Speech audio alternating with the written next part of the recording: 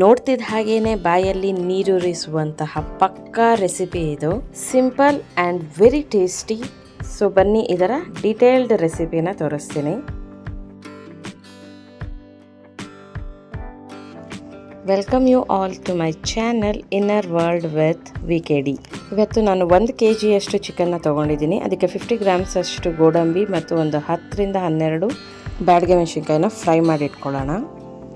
Next 2 ನಾಟಿ tomato ಮತ್ತು ಶುಂಠಿ ಬೆಳ್ಳುಳ್ಳಿ ಮತ್ತು ನಾವು ಫ್ರೈ ಮಾಡಿ ಇಟ್ಕೊಂಡಿದ್ದಂತಹ ಐಟಮ್ಸ್. ನೀರು ಹಾಕಿ ಇದನ್ನು ಒಳ್ಳೆ ಫೈನ್ ಪೇಸ್ಟಾಗಿ ಮಾಡಿಟ್ಕೊಳ್ಳೋಣ.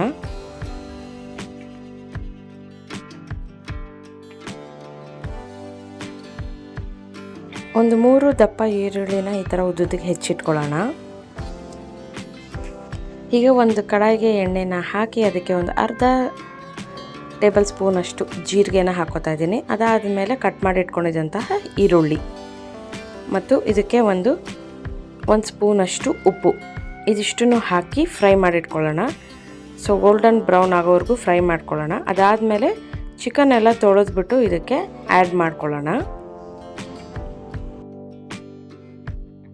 ಚಿಕನ್ ಎಲ್ಲ ಆ್ಯಡ್ ಮಾಡಾದಮೇಲೆ ಒಂದು 1/4 ಟೇಬಲ್ ಸ್ಪೂನ್ ಅಷ್ಟು ಅರಿಶಿನ ಹಾಕಿ ಇದನ್ನೆಲ್ಲನೂ ಚೆನ್ನಾಗಿ ಮಿಕ್ಸ್ ಮಾಡ್ಕೊಳ್ಳೋಣ.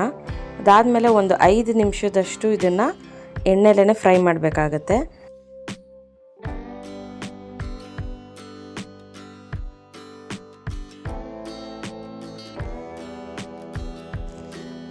ಈಗ ನಾವು ರುಬ್ಬಿಟ್ಕೊಂಡಿದ್ದಂತಹ ಪೇಸ್ಟ್ನ ಇದಕ್ಕೆ ಆ್ಯಡ್ ಮಾಡೋಣ.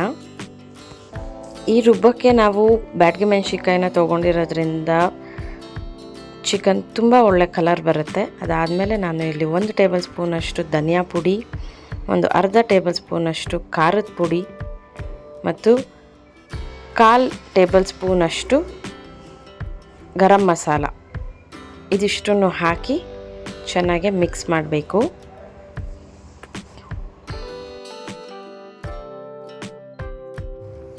ಸೊ ಈಗ ನಾವು ನೀರನ್ನ ಆ್ಯಡ್ ಮಾಡ್ಕೋಬೇಕು.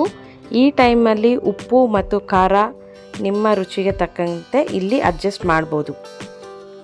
ಸೊ ನಾನಿಲ್ಲಿ ಮತ್ತೆ ಇನ್ನೊಂದು ಸ್ಪೂನಷ್ಟು ಉಪ್ಪನ್ನ ಸೇರಿಸ್ಕೊತಾ ಇದ್ದೀನಿ. ಇದಾದಮೇಲೆ ಒಂದು 10ರಿಂದ 15 ನಿಮಿಷದಷ್ಟು ಬೇಯಿಸಿದ್ರೆ ಆಯಿತು. ಸೊ ಚಿಕನ್ ಫ್ರೈ ರೆಡಿ ಆಗುತ್ತೆ. ಇಲ್ಲಿ ನೆಕ್ಸ್ಟ್ ನಾವು ಅಬ್ಸರ್ವ್ ಮಾಡಬೇಕಾಗಿರೋದು ಪೀಸ್ಗಳೆಲ್ಲ ಬೆಂದಿರಬೇಕು ಆ್ಯಂಡ್ ನಿಮಗೆ ಬೇಕಾಗಿರೋಷ್ಟು ಕನ್ಸಿಸ್ಟೆನ್ಸಿ ಇದ್ದರೆ ಆಯಿತು.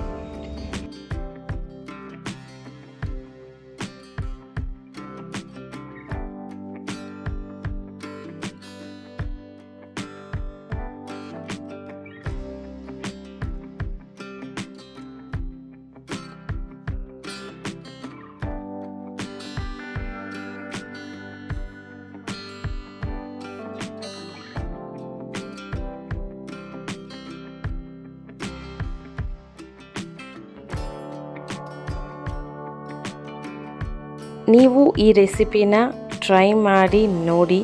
ನಿಮಗೆ ಈ ವಿಡಿಯೋ ಇಷ್ಟ ಆಗಿದ್ದರೆ ವಿಡಿಯೋಗೆ ಲೈಕ್ ಮಾಡಿ, ಚಾನಲ್ಗೆ ಸಬ್ಸ್ಕ್ರೈಬ್ ಮಾಡಿ. This is inner world with VKD.